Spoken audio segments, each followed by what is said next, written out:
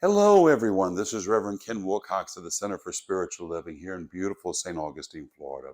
So, I saw a really fascinating documentary several years ago on British television, and it was a group of counselors, and they wanted to help people who were looking for love in their lives. And they picked six of them. Now, four of them were women who were obsessed with reading romance novels. They read 3 and 4 a week. The fifth subject was a writer of romance novels. He ground out a novel every 6 to 8 weeks. The sixth person, he was the model that was on the cover of all the romance novels. You know, the brain surgeon, the Wall Street investor, the cowboy, and always without a shirt on. So all of these people, they wanted love in their lives. And so this group of counselors started giving them advice for the women. They told them, what you need to do is you need to stop reading all these romance novels, and instead you need to get out in the world. You need to join groups, maybe a hiking group, pickleball, the local community theater. You need to start meeting people. And don't just focus on meeting the romantic partner. Just try to bring in some extra friends in your life. The writer, they told him, you've got to back off from all this writing. You can't spend every hour of every day writing these novels. You've got to give yourself time to get out into the world and to live your life. Now, the model, he should have been the easiest one of them all. He was very good looking. He was on the cover of all these magazines. They told him, you have got to stop spending all your time in the gym.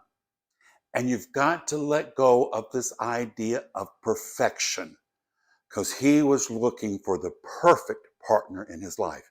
They said, you're not going to find it. Look for someone who makes you laugh. Look for someone you find easy to spend time with. This is who you want to attract. Now, they followed them for a year.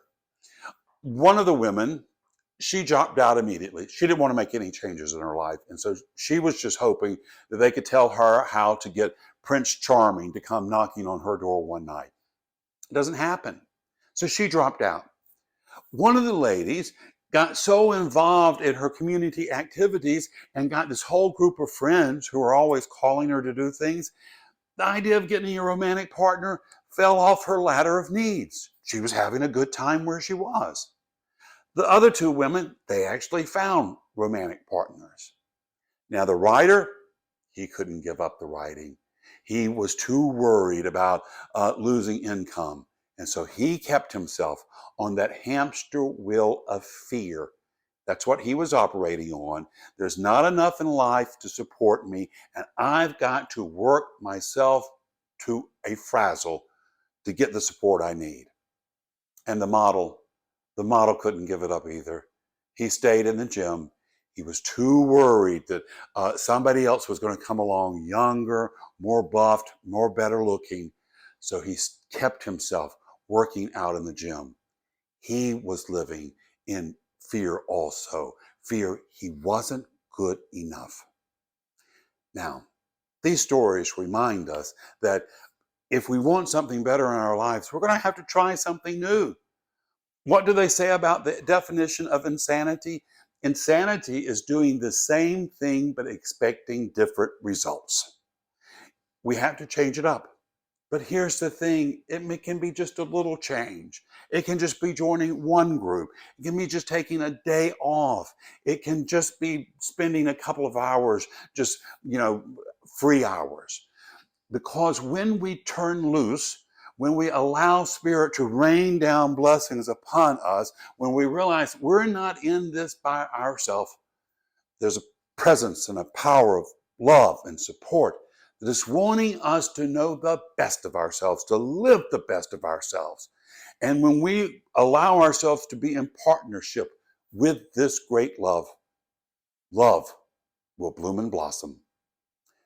This is the truth in your life today. It's the truth in mine, and so it is.